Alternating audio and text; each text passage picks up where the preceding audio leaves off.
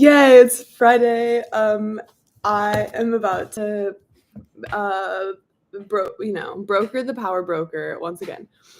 Page 507. We were just kind of after like a somewhat boring legal and little standoff between Robert Moses and the Columbia Yacht Club, which is no more. He razed it to the ground. If Moses was indulging his enjoyment at hurting people, not in order to help him with his aims, but simply because he liked hurting, the indulgence nonetheless helped him achieve his aims. As Judge Jacob Lansky put it, if you know that every time you get in a guy's way, he's going to kick you in the balls, you make pretty damn sure you don't get in his way, right? Within a remarkably brief time after Moses entered the city administration, word had spread through City Hall and the municipal building that any time somebody got in Moses' way, Moses kicked him in the balls. So the men who worked in these two buildings were, in general, exceedingly careful not to get in his way. They went to great lengths to do exactly what he wanted, when he wanted. The great spongy mass of the city's bureaucracy, a mass of inertia and red tape, and obfuscation and confusion, had absorbed and smothered the energy and the dreams of 1,000 commissioners. But Commissioner Robert Moses sliced through the bureaucracy as if it were soft butter and he were a knife. And when, at public meetings of the Board of Estimate, he would stride up to the little lectern reserved for city officials, appearing before the board, and extend his hand behind him without looking, like a surgeon extending his hand for a scalpel, and an aide smacked a file folder in the hand, and Moses opened it and began, with the precision of a great surgeon, to dissect a man's character. The members of the board, watching the reporters' pens and pencils avidly scribbling down his words, knew that those words would be appearing in headlines. He was terribly unfair to people, McGoldrick says, but, the comptroller admits, the attacks served their purpose. Moses' methods did intimidate people from debating with him, and it intimidated us too, most likely. Soon, the whole city government, from bureaucracy to board of estimate to mayor, in everything, there was no one to stand in the way of his dream. No one who would dare to tell the public the truth about the methods that were being used to make it come true. No one who could venture to examine or to proclaim its flaws. Wow. Whoa. Something crazy happened typographically. We haven't had a lot of the 3 asterisks, which they have a name. They're I forgot the name of them. It's a goofy name. It's like a dingus, I think, maybe. I'm looking this up on Wikipedia. But that's what we have. There's just 3 asterisks. And a dinkus with a K. Okay, so that was that. And then and the dream unrolled. During the 1930s, Robert Moses reshaped the face of the greatest city in the New World. So if you're just coming in, we're kind of just, I feel like we started a brand new section of the book, section 5, I believe. And so it feels like we're sort of reviewing what we've talked about. Section 5, the love of power. He gouged great gashes across it, gashes that once had contained houses by the hundreds and apartment houses by the score. He laid great swaths of concrete across it. He made it grayer, not only with his highways, but with parking fields, like the one on Randall's Island that held 4,000 cars, the one at Orchard Beach that held 8,000, and the one at Jacob Riis Park that held 9,000. That together covered with asphalt a full square mile of the 319 in the city. Okay, that's kind of amazing when you realize the fraction of the city that's parking lots. He made it greener, planting within its borders 2.5 million trees, shrubs, and vines, bringing 1 million others back to bloom, reseeding lawns whose area totaled 4 square miles, and creating a full square mile more of new ones. He filled in its marshes and made them parks.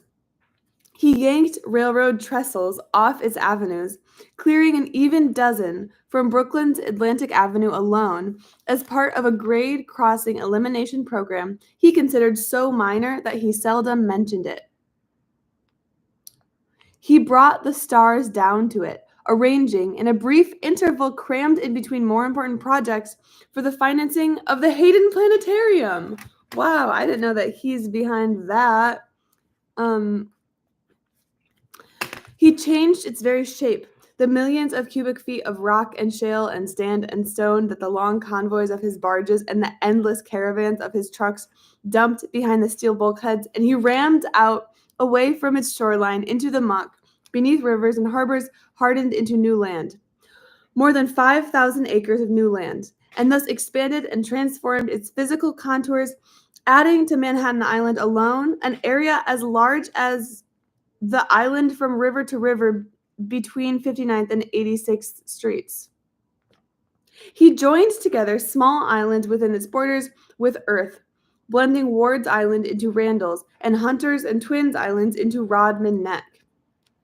He smoldered together the larger islands that were its boroughs with steel, linking 3 of them together at once with the Triborough Bridge, tying the West Bronx to Manhattan with the Henry Hudson, drawing the far-flung Rockaways closer to the rest of the metropolis with the Marine Parkway span. In the 5 years after he became park commissioner, in a city in which the parks had been barren for decades, he made the parks bloom.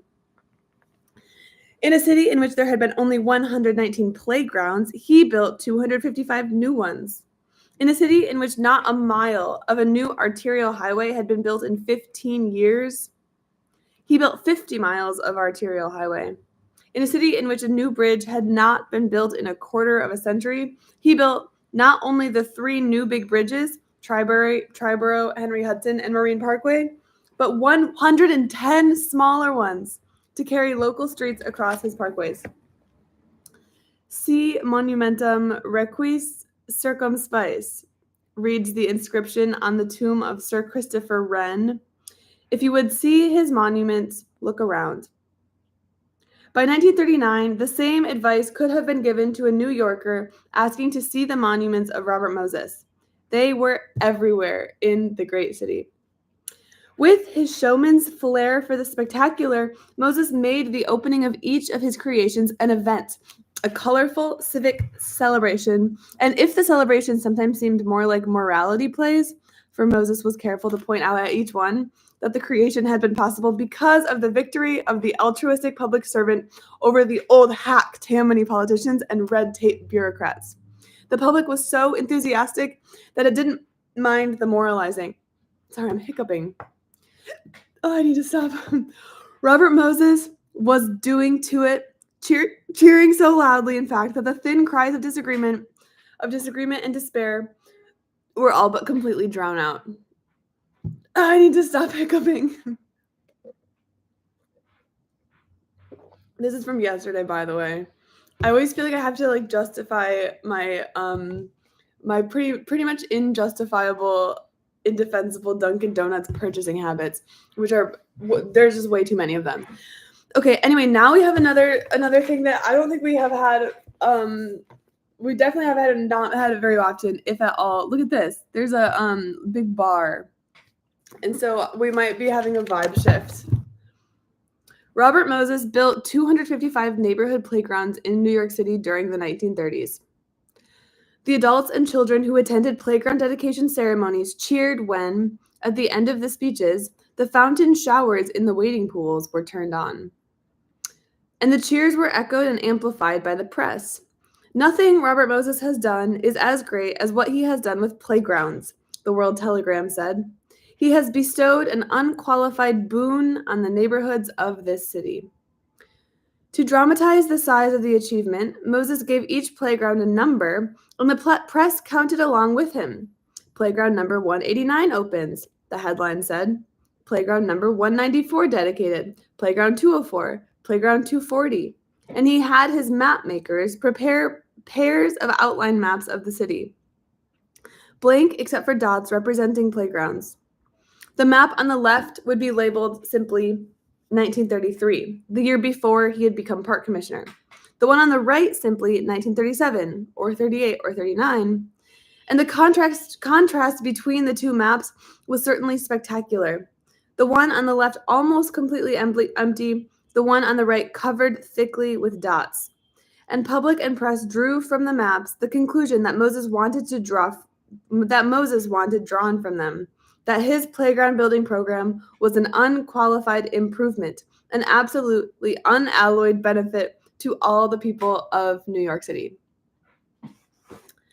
A close inspection of the maps would have revealed some rather puzzling characteristics about the pattern formed by the dots.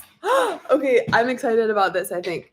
A little misleading map. This is great. This is what I needed on a Friday morning.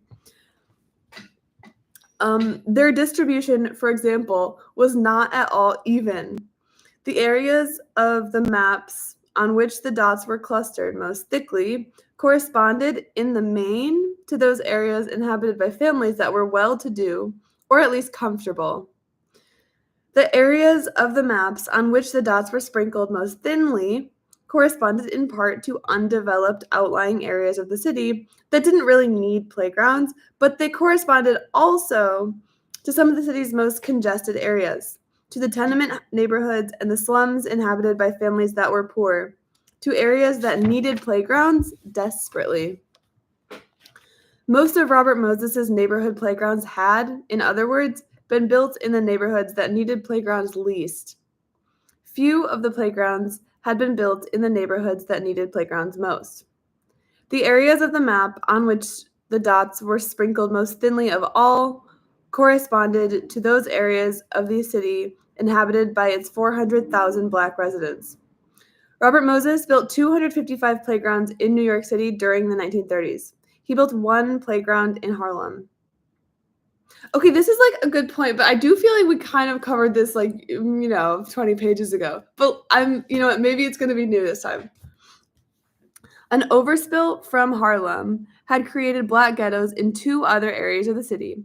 Brooklyn's Stuyvesant Heights, the nucleus of the Great Slum that would become known as Bedford-Stuyvesant, and South Jamaica. By the way, okay, Bed-Stuy now is not, nobody would call it a slum. It's like really nice. There's great food, blah, blah, blah. But even in I think it was the 70s, there's that one song, like when I wake up, then I know I'm gonna be the man that walks to the 500 Mile song. He has a line where it's like, I would dun dun dun dun dun and walk through Bedford-Stuy alone. I'm really butchering it, but one of the lyrics is essentially being like, wow, like I would do something that's so crazy. I would walk through Bed-Stuy alone. And yeah, things have changed a lot. Okay, anyway, blah, blah, blah.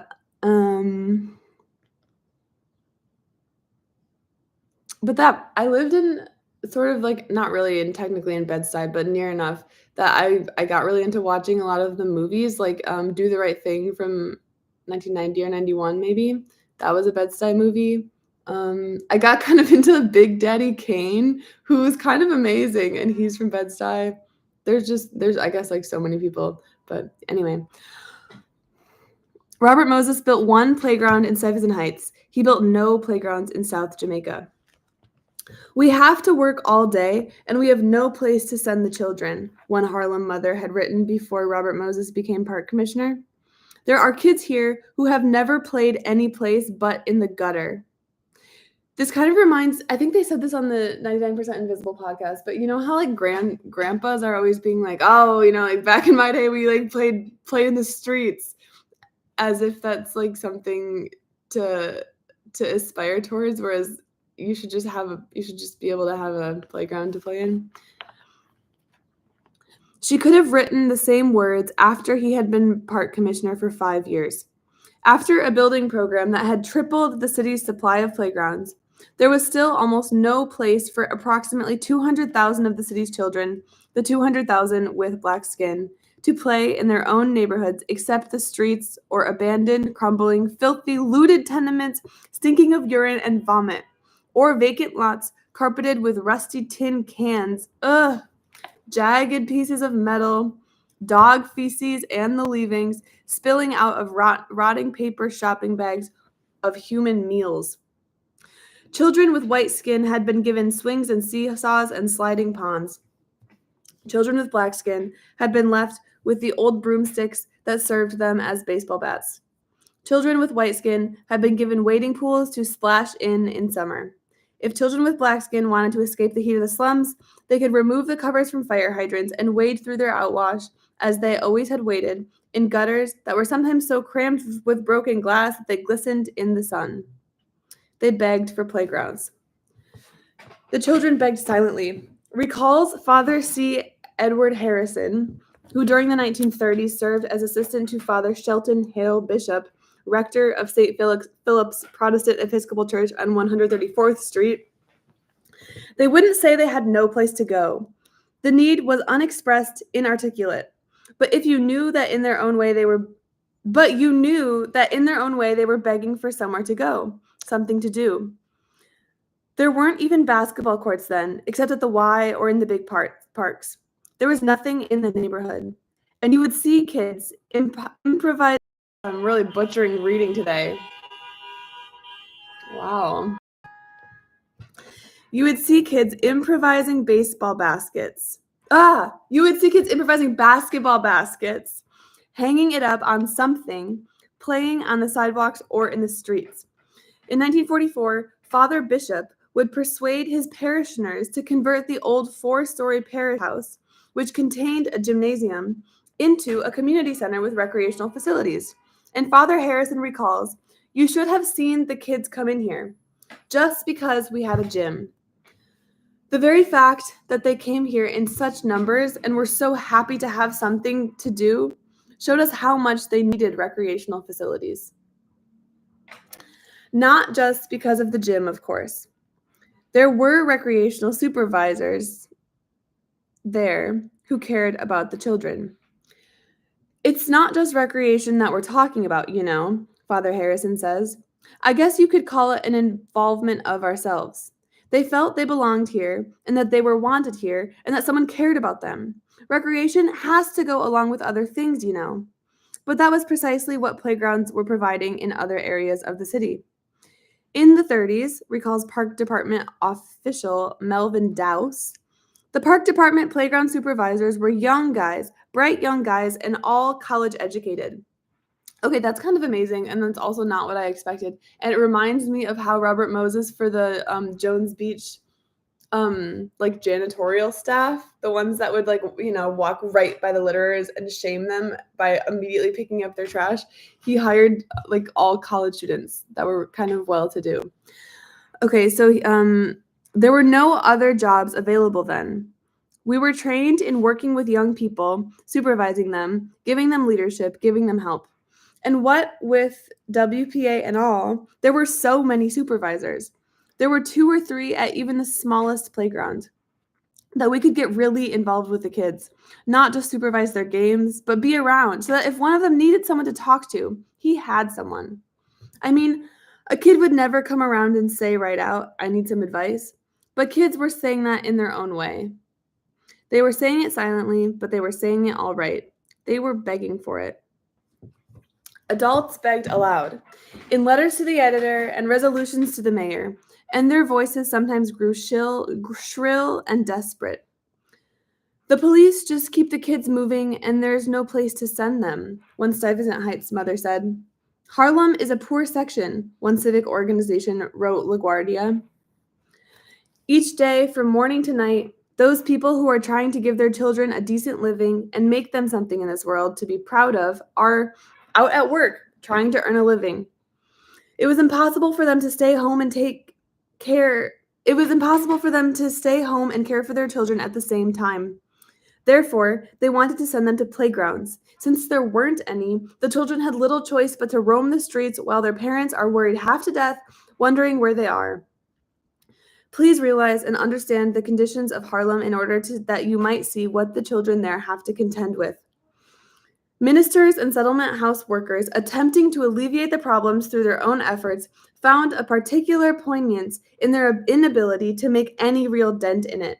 The crowds of children who tried to jam into Reverend Bishop's little parish house only impressed him the more with the fact that only the city could do the job on the scale required.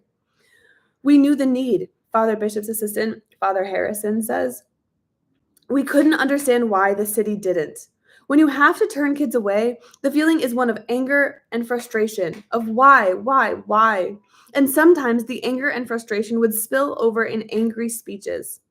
Reverend Bishop, who was to try for 10 years to persuade Robert Moses to build one playground in his neighborhood, reading almost every time he picked up a newspaper, it seemed, of another new playground being opened in some other neighborhood, addressed himself to the problem of Harlem crime by telling an audience, "The children have no place to go.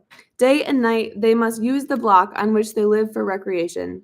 No wonder they are like caged tigers and once loose want to wreak havoc." Did Robert Moses say that? Yeah, of course he did. But the adults might as well have been silent too.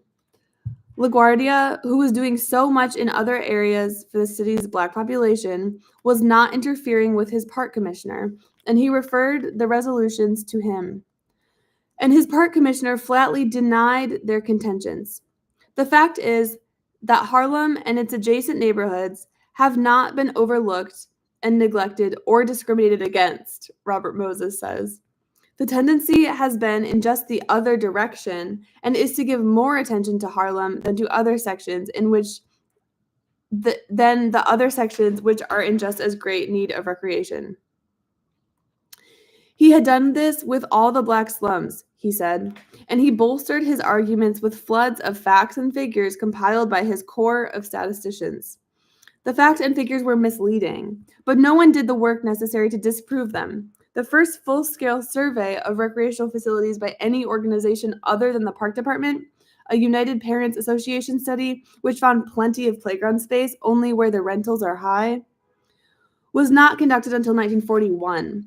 And it was not until 1943 when a grand jury investigating the causes of the high crime rate in Bedford-Stuyvesant found lack of recreational facilities to be a contributing factor, that any even quasi-official body went on record about the effect of Moses's park policies on the black slums.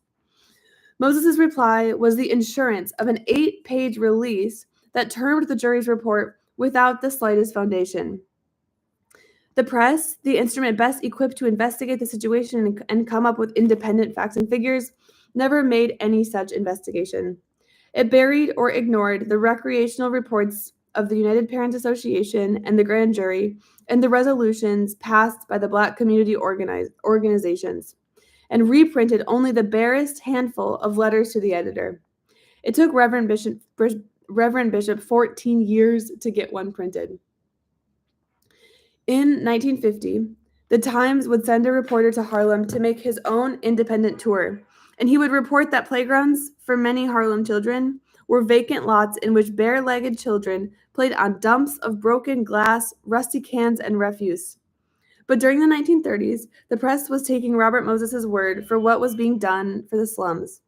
A day-by-day review of the Times, Herald Tribune, and Brooklyn Eagle, and a more cursory review of the city's other major dailies for the entire 1934 to 39 period did not turn up even a single editorial, even hinting that Moses's playground building program that Moses's playground program might be neglecting the slums. A typical editorial was the one in the Times that said that Moses was sowing playgrounds over the congested areas of the city, as a sower might sow magic seed bidden to flower in the slums. It's kind of amazing that Robert Caro looked at all the letters to the editor from all of 1934 to 1939, which is what he's implying here. And I believe it. Okay, I'm going to stop there, I think. Goodbye.